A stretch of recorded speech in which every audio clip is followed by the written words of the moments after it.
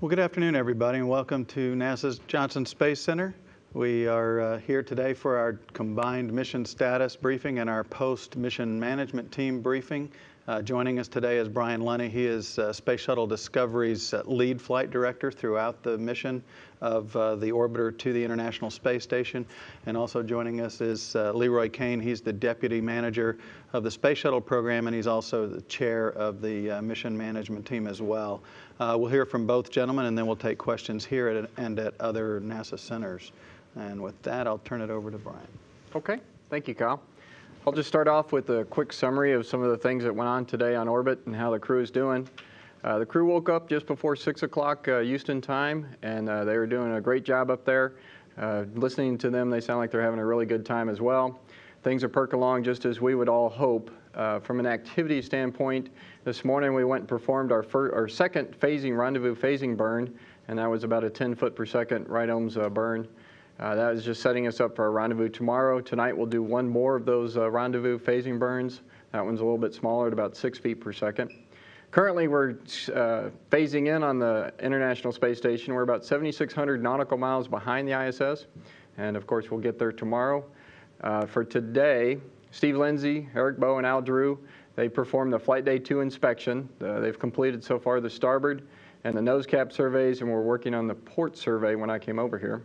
All is going really well. The systems are behaving just fine with that, and we expect to get that all wrapped up shortly and get the orbiter boom sensor system put away for tonight and all ready for docking tomorrow.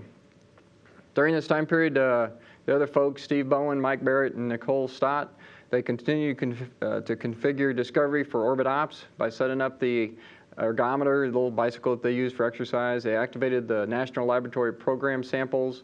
They were taking some orbit photos and some surveys for us with photos, and they're checking out their spacesuits for their spacewalks on Flight Days 5 and Flight Day 7. Later today, they'll continue with those preps by installing the centerline camera, which is, of course, the camera we use to when we rendezvous to align the Discovery with the International Space Station. And they're checking out the rendezvous tools and docking systems and configuring the airlock for tomorrow's docking. All in all those activities, everything's going really well on board. The plan is in good shape, and the crew's executing it quite well. Discovery, from a system standpoint, is doing fantastic. The vehicle's in great shape. I don't even have any notable anomalies to talk to you about, so everything's going well there, and we're ready for our rendezvous tomorrow. So that's all I got. Leroy. Okay, great, thank you. Well, good afternoon. It's great to be here with you today. It's always really good to be back on orbit.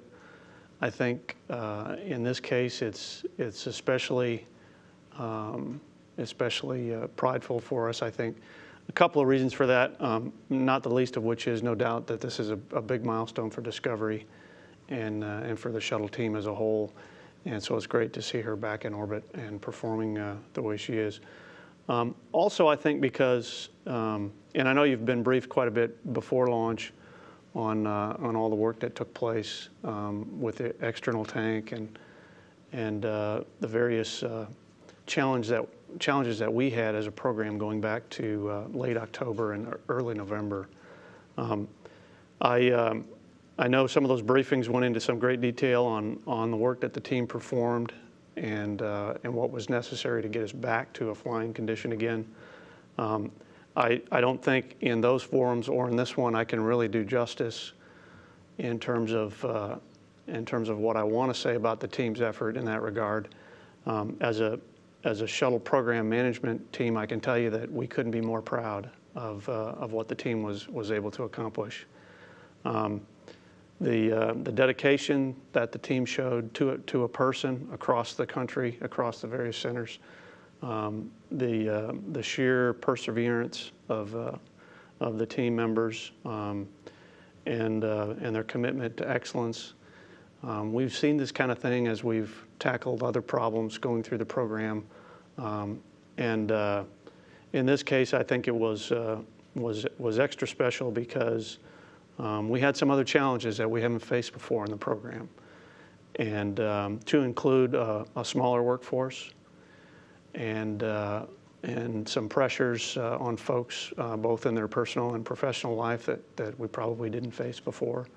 But these folks, it was amazing to watch them work, and it's no doubt another reason, as I said, why it's extra special for us to be in orbit again with Discovery. So I can't say enough about the team's performance. It was just exemplary overall, and it really is hard to describe, and really hard, as I said, in a forum like this, to really give you a full appreciation of what it means to us and what it really took to get to the point where we could light the solids and have the liftoff and the launch of Discovery that we had yesterday. So just a great day to be part of the space program, a great day to be part of this team. So I'm extremely proud of the team.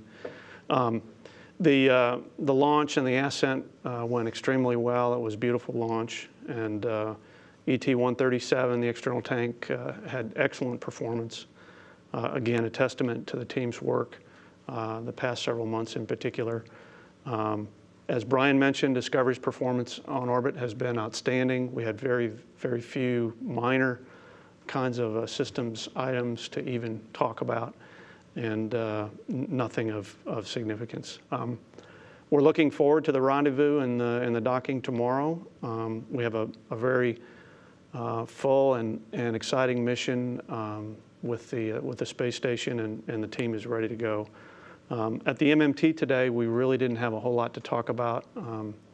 We did review some very preliminary images from ascent. And I think we have a couple of images with us today, Kyle, that we can show. One that you no doubt have heard about. This is, I believe it was a 231-second event. We had a piece of foam that liberated from the external tank. This area here is on the lower part of the inner tank area. It's actually the majority of this debris liberation is just a little bit above the LH2 flange area that you heard us talk quite a bit about in the last several months. The foam liberated at a time when it's relatively late in the profile. It's certainly well past our time of concern for foam liberation. Nevertheless, this piece liberated, and then I think we have another slide that shows sort of the trajectory of the piece. If you get your bearings in this photo here, the lower left corner of the picture is the actual feed line on the tank, and then the yellow line and the red lines are intended to indicate the trajectory of the foam piece. It took sort of a random path where it initially floated up.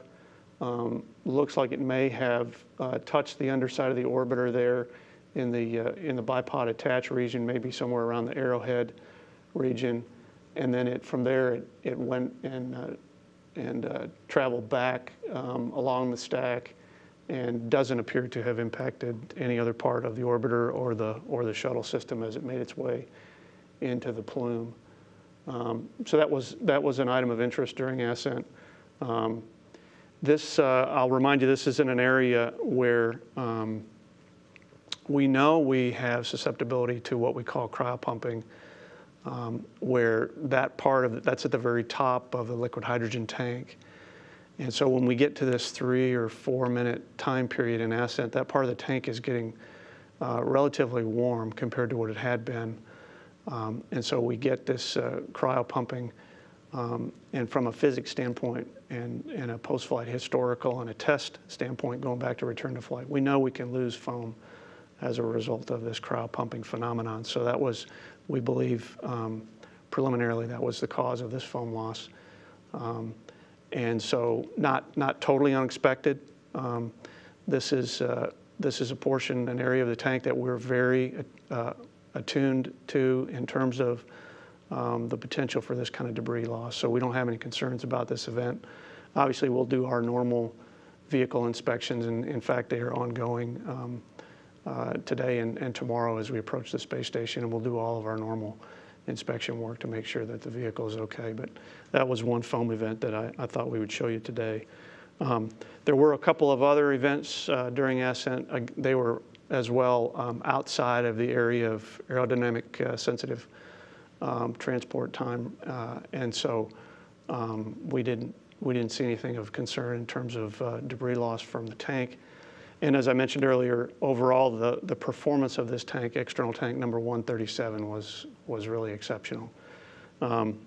So from a preliminary standpoint, things look really good for all of the space shuttle elements, and certainly Discovery is performing very, very well on orbit, and the crew as well on their way to getting into the mission in earnest. And so we look forward to rendezvous and docking tomorrow, and the crew and the teams on the ground are ready to go. So that's all I have. I'd be happy to take your questions. Okay, thanks, gentlemen. We'll start here, of course, and then check with the other NASA centers and out on the phone bridge. Please give your name and affiliation for those following along with the briefing. Jeremiah, we'll start with Mark.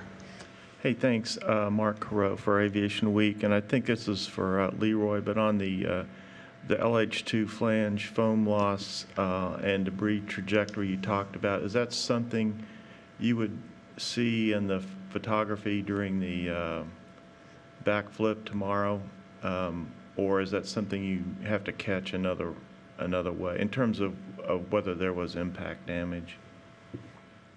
Certainly, we would fully expect to see any kind of damage in that area that I showed you in the photo there, that one still shot. The area of what I would call closest approach, if it did in fact touch the bottom of the orbiter, would have been in that arrowhead region where the bipod attaches to the underside of the orbiter, up in the landing gear, the forward landing gear door area. So we expect, as we have in the past, we would get very good imagery of that entire area during the RPM maneuver tomorrow during the rendezvous. Anything else, Mark? Yeah, Jim, right across. Philip Sloss with NASASpaceflight.com. For Leroy, could you just provide a status on the SRB recovery? SRB recovery is on track as the same schedule as it was before we launched. So I think tomorrow we'll get a preliminary briefing, and they'll give us a good indication of when we expect to have the boosters in tow and in the port, in fact. So I'm looking to the Sunday, Monday timeframe. Thank you. Anything else? Gina up front. Oh, grab Eric while you're there. Eric Berger with the Houston Chronicle. Leroy, if you could kind of go over the status of the last two tanks for 134 and 135. Talk about their disposition. Are they going to be fixed the same way ET-137 was? And does it give you sort of more confidence in these last two tanks, considering the performance of this tank? Yeah, we've essentially settled on a path that puts all of the tank essentially in the same configuration as what we flew here on ET-137. So ET-122, the tank that we have hanging in the integration cell right now, getting ready to mate to Endeavour, is the tank that will fly on STS-134, the April mission. And we made a decision a few weeks ago that the best approach for us would be to go with a configuration that we know, which is to put the radius blocks on the LO2 flange area on ET-122. And we anticipate we'll do the same thing for ET-138. So we will essentially plan to fly the last three tanks, to include the one we just launched and flew yesterday, ET-137, in the same configuration. It's one that prior to this flight, is the best data that we have relative to the lion's share of the test and analysis that we've done.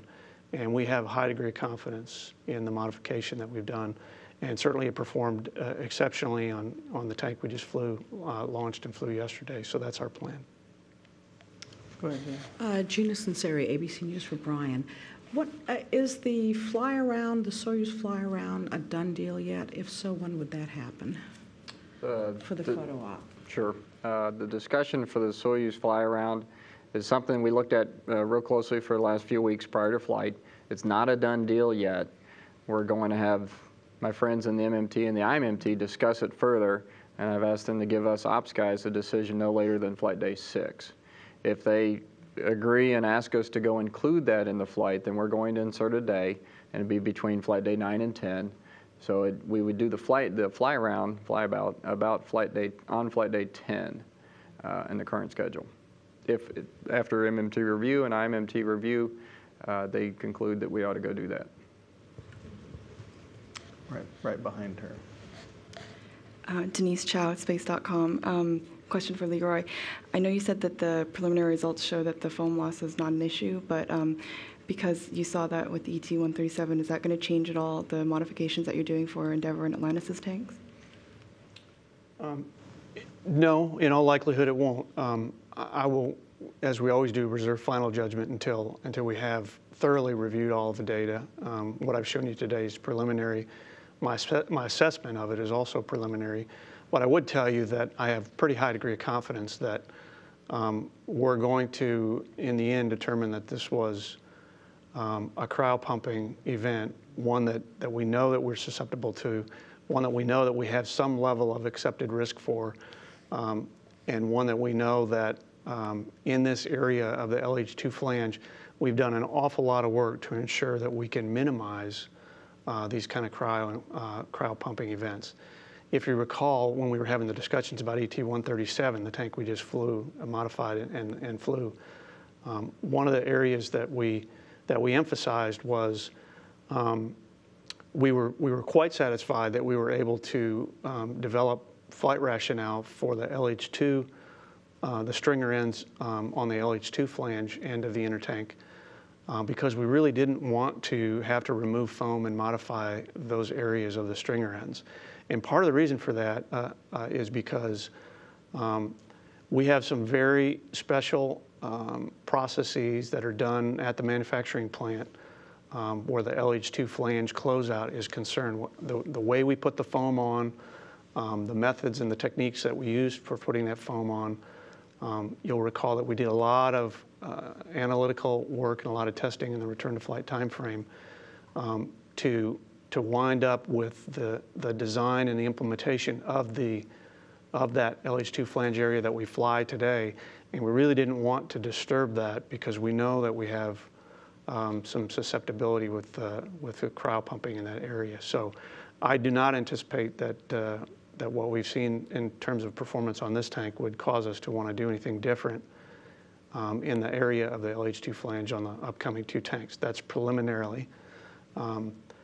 In fact, I would say, contrary to that, I think we'll look at the performance of this tank once all the data is in, and it will confirm what we think today, which is that it performed exceptionally, and it reinforces the modifications that we did on the LOX, the LO2 flange area. And so I think it'll reinforce the flight rationale that we established to go fly this mission. Robert. Hi, Robert Perlman with collectspace.com for Brian. Can you just give a preview of tomorrow's docking activities and talk a little bit about the Dragon Eye DTO that will be performed during that, as well as on the subject of visiting vehicles, if there's anything different about this docking given that you do have HDV and ATV already there? Okay. For tomorrow, the crew will wake up like any other day, and we're going to pick up with our what we call our Group P power up. We'll power up all the a couple extra computers and some other components on the vehicle to get ready to go execute the docking.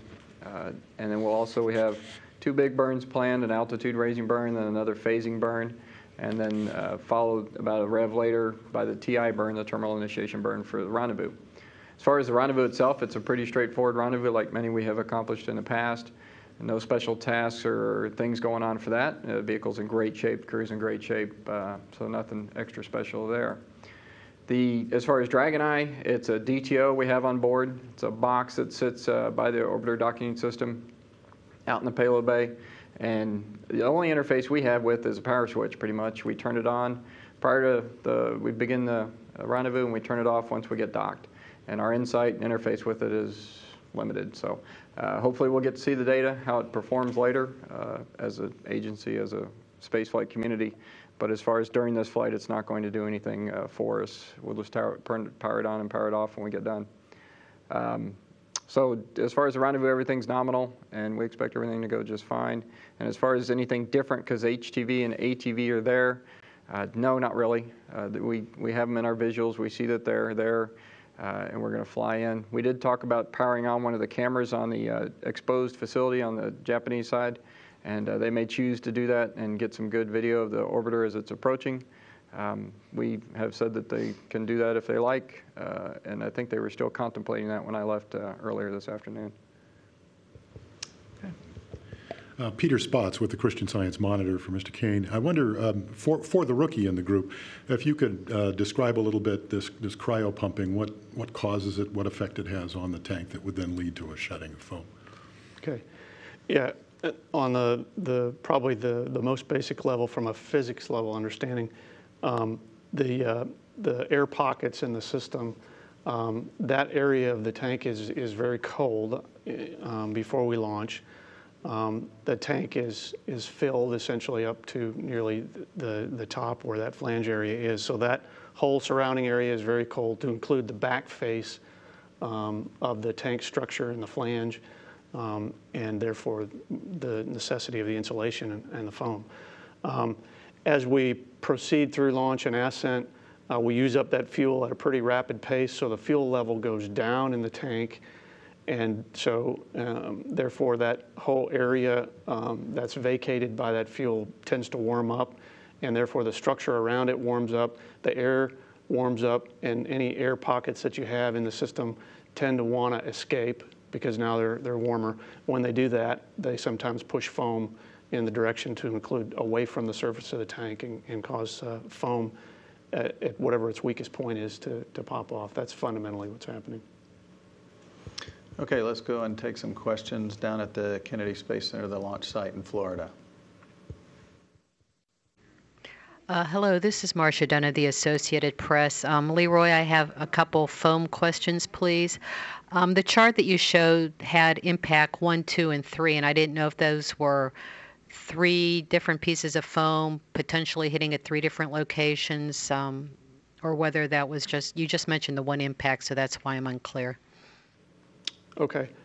Maybe I'll ask we put the slide back up and we can talk to it a little bit. To answer your question best, Marcia, it's really best to see this in motion, unfortunately, and I don't know if we have the ability to pull that up during this conference. We probably don't. We only saw one area that we think that the foam may have touched the underside of the orbiter, and that's in this area just in front of the bipod in what I call the arrowhead region. The others are potential. It says impact there's potential impact areas. I think there's less certainty in the other 2, and because it is very preliminary, I'd probably wouldn't be wise to say a whole lot more about it than that at this point. We'll, in the coming days, potentially have some more certainty on that, but we have to put some more time and some more assessment between now and then. But I think the one that we feel, not the least of which reasons is because it caused the piece of foam to change direction significantly, is the first event. I think I probably would have chosen to change these labels and call it event 1, 2, and 3. But at any rate, I don't know that we have positively ascertained that all 3 of those areas that are marked there were quote-unquote impact events. That helps clear it up. Thank you. And in any event, these 3 events, would they be different pieces of foam, or the same one just sort of ricocheting around? Piece. I'm sorry, can you repeat? We didn't hear that. It's the same piece as it's traveling down the length of the stack. Great, thank you. And do you have, I know yesterday at the briefing, it was said that there were at least 4 instances of foam loss. Is that still the best number to your, to what you've seen so far? That's correct. 4 is the number that was mentioned in the MMT today. All of them were outside of the ASTT region that we of concern for, so relatively late events. And so as of today, it's 4 to include this one that I showed you. And when you say 4, I'm taking that to mean 4 detectable pieces of foam that came off, or 4 events with multiple little pieces coming off. Could you clarify? And what was the biggest size that you think did come off of all the pieces? Okay, so for the first part, 4 events, 3 of which I believe we think the source or the debris item itself is in all likelihood foam from the tank. I think there's a 4th event that we haven't been able to ascertain the source of it, and I'm not sure that it's tank foam. And again, all these items we'll have more on as we go throughout the course of the mission. This is all very preliminary, but and then so those are separate and would be, we believe, based on what we know today, they would be separate events, separate sources of foam, if you will. I don't have a size, a dimension yet on the largest. I think the largest would be this 231-second event. I just don't, the guys just haven't given me dimensionally what size it is yet. Okay, that's all from Florida. Let's see, I've got a couple of folks on the phone bridge. First up, James Dean with Florida Today. Thank you very much. Leroy, just very quickly following up on what you just said, if the debris wasn't foam, would that be much more of a concern, even if it wasn't something that would have struck the shuttle with great velocity? I mean, what could it have been otherwise? It could be any number of things. It would be pure speculation for me to say at this point. So no, not a concern necessarily at all. Okay, and I just wanted to ask you that the inspection techniques Discovery pioneered after Columbia, and particularly with the respect to the backflip it'll do tomorrow. I just wondered if you could talk a little bit about what you've learned from these maneuvers since they were implemented, and how important they've been to program moving forward over these past 6+ years. Okay, sure. As you know, the suite of techniques and tools and inspection capability and analytical techniques, all of the work that we've done really in the return to flight and since return to flight, which we continue to evolve all the way up to including this mission, have been very, very important to us in terms of continuing to learn and understand the performance of this vehicle. So obviously the first few times we did some of those new procedures, the first few times we implemented some of those return to flight techniques to get inspection data, our learning curve was pretty steep, and we learned a lot about the performance of the vehicle.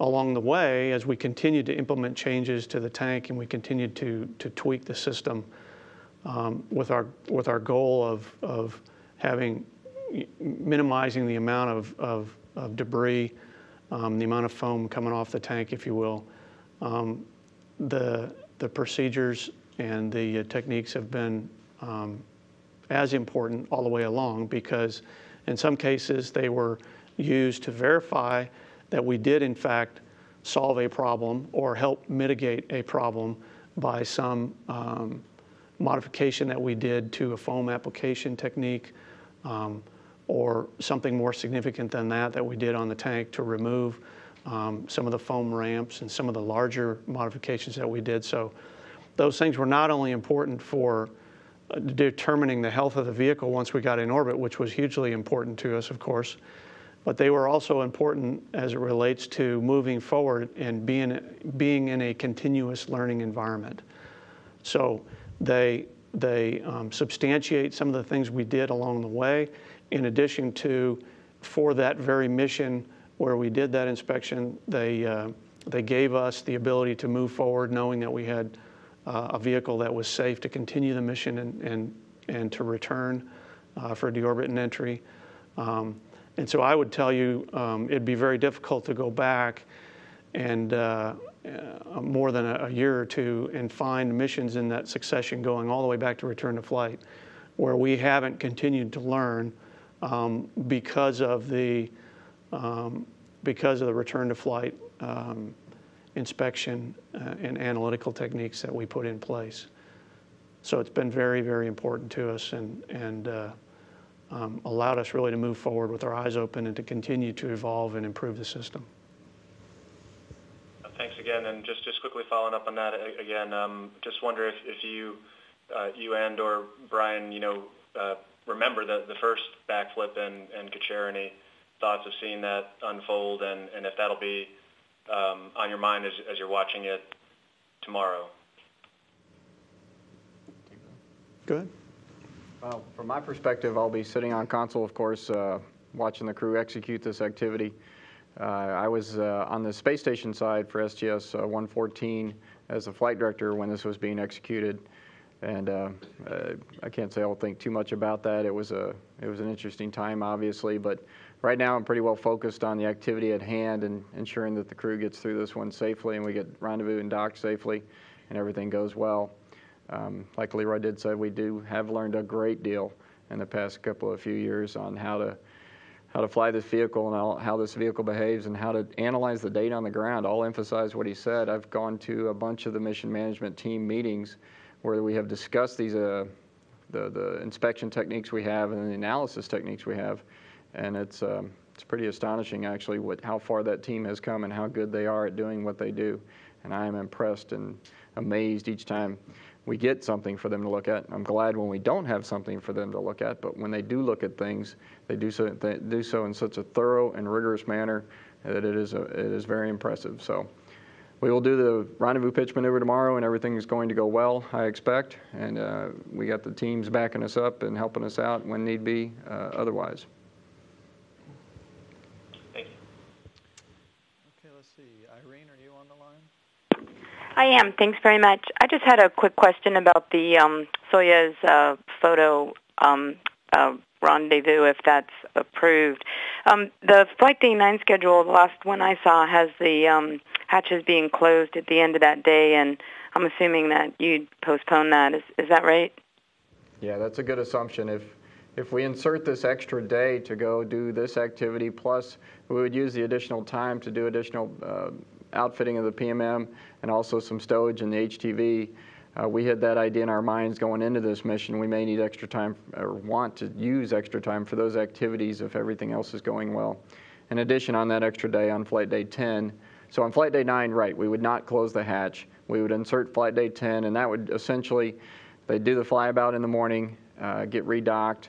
We'd go do all this, the rest of the folks on board would be doing those other activities during this time period. And then we'd close the hatch the night of Flight Day 10, and then we'd undock the morning of Flight Day 11 and continue with the rest of the mission. Okay, thanks very much. Thanks, Irene. Okay, we're back here for any wrap-up. Peter, you have anything while Jeremiah's on your side? Okay, anybody over here other than Mark? I guess we'll let Mark wrap it up. Thanks, Mark Carreau for Aviation Week, and I believe it's for Leroy.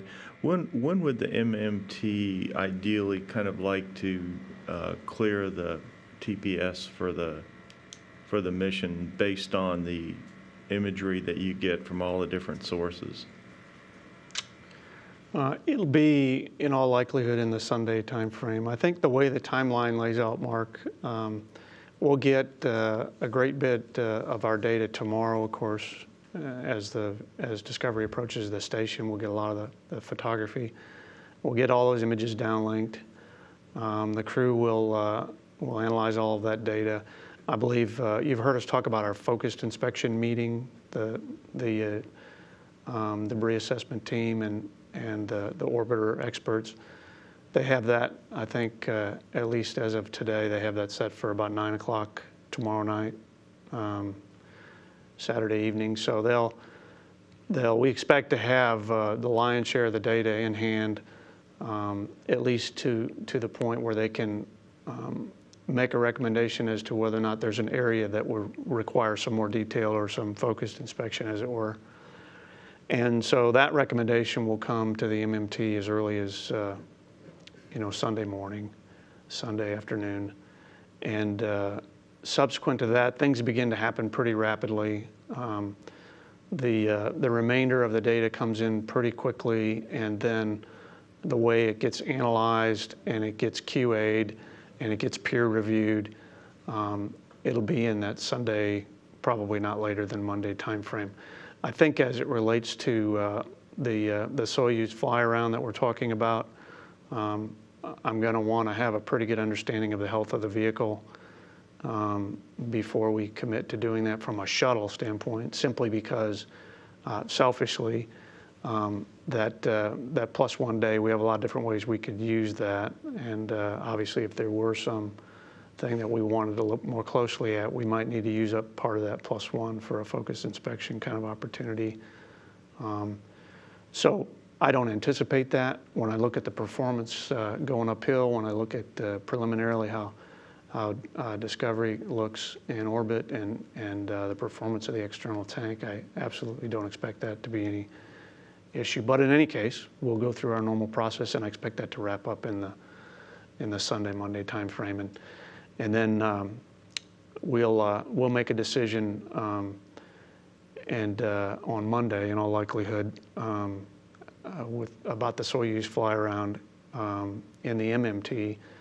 And then as an MMT, IMMT integrated team, we'll make a final decision on Tuesday morning, is the way the timetable lays out now. Now that assumes everything that we have planned in the next 48 hours goes just as Brian has it laid out. And if it does, then that's kind of what you can expect.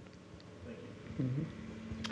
Okay, well, that'll wrap up the questions. A couple of programming notes for you. Obviously, the crew goes to bed a little before 10 tonight Central Time. We'll begin showing the Flight Day 2 highlights at 10 o'clock and on the hour through the crew's sleep period, which ends with a wake-up call Saturday morning at 5:53 a.m. Central. The R-bar pitch maneuver that Brian described begins just after noon tomorrow, and docking to the station is scheduled for about 1:15, so look for that. Hatches are open just after 3, and then the MMT meets beginning at 1 again tomorrow, and we'll be back here for another status briefing with you at 3:30 Central. Look for all of that on the NASA TV schedule. It's a living document. We update it frequently, so make sure you follow it out there on the web when you get a chance. So with that, we'll thank everybody for coming, and we'll head back to Mission Control and back to space. Thanks.